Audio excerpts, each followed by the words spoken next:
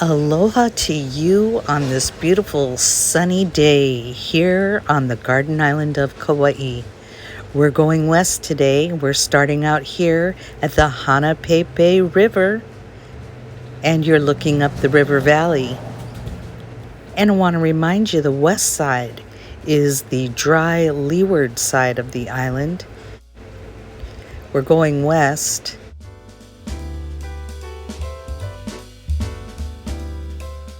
Because we're on the Leeward side, this is an arid area, so there are different types of trees and plenty of cacti. West Kauai has a rich history when it comes to the sugarcane industry. We're going through a small town called Kaua'I, which means placed in the wind, and all of this at one time was all sugarcane fields. This sugar plantation area was known as Gay and Robinson. Robinsons are the family that own the small island of Niihau that we will see coming up further down the road.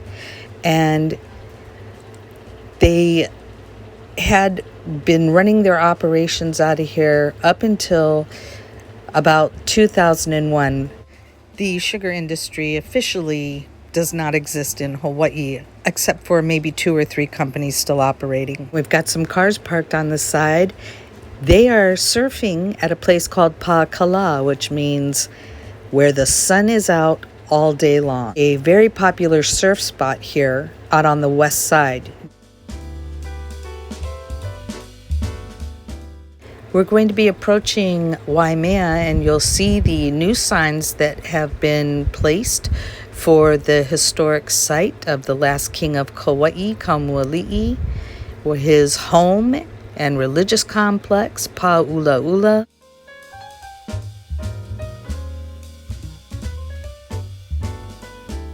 And you're going to see the beautiful statue that has been here in honor of the last king of Kauai, King Kaua'I. And we're now driving over the Waimea River and into the small but beautiful town of Waimea.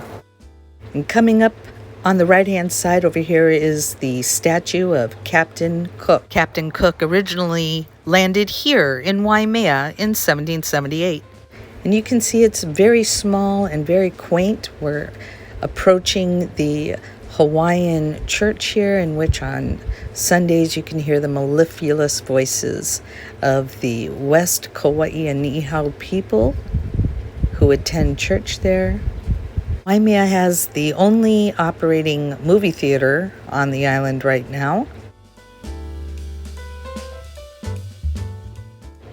Coming up here on the left-hand side is the turnoff to go to Waimea Pier for some spectacular sunsets. And coming up is the old Waimea sugar mill. That is what remains left of the old Waimea sugar mill.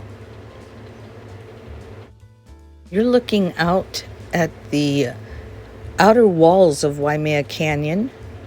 Waimea Canyon was coined the Grand Canyon of the Pacific by Mark Twain.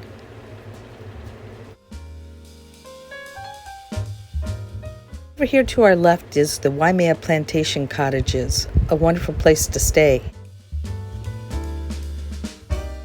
We're exiting the town of Waimea shortly, and we are going to be headed towards Kekaha, which is just another minute or 2 up the road here.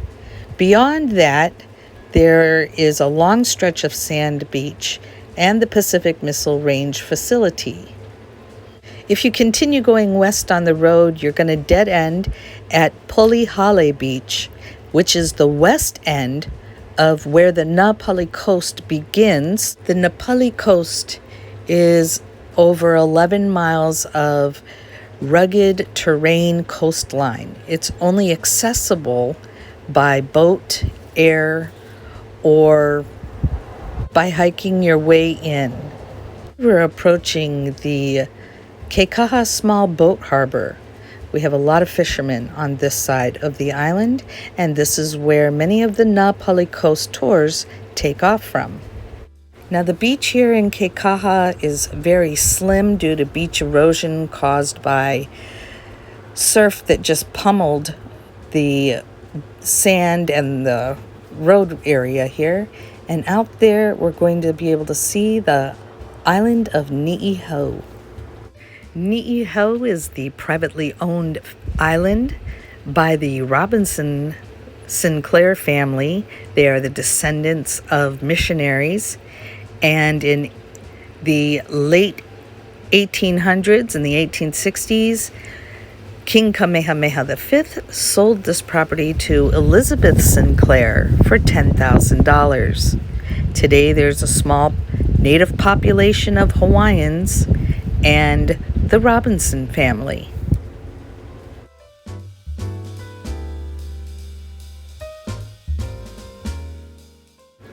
And we can also see the small islet of Lehua, which is the top or the summit of an extinct volcano. You're looking at the old Kekaha sugar mill and surrounding areas. And as we look back out towards Niihau and Lehua, we are looking across the Kaua'I Channel.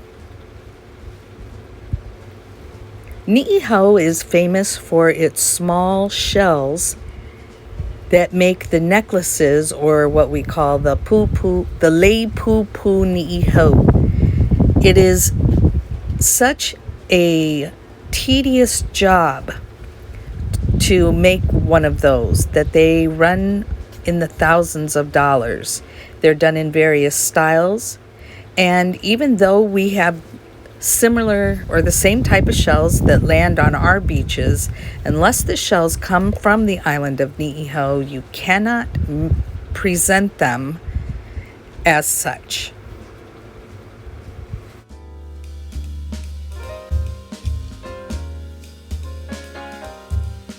The tip on the left is Kauai Point, and it just so happens to be an area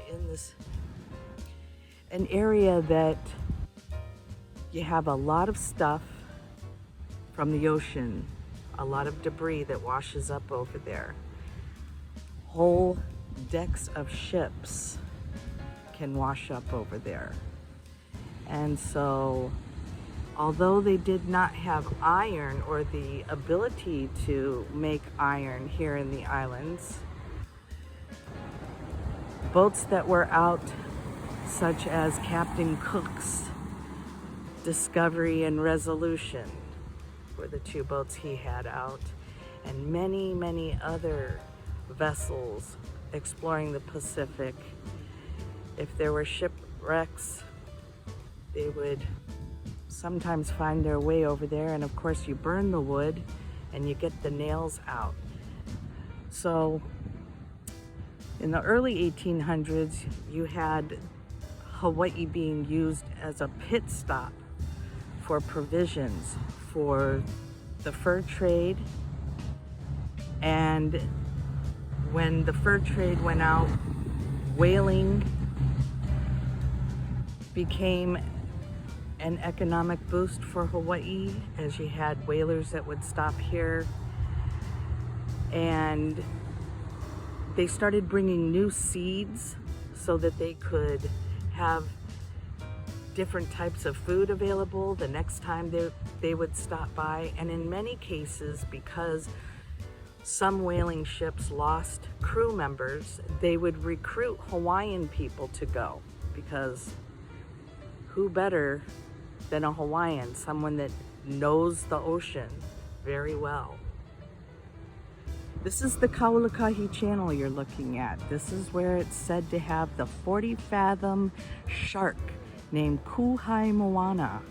And when they're fishing on the reef and the reef begins to move, it means Kuhai Moana is present.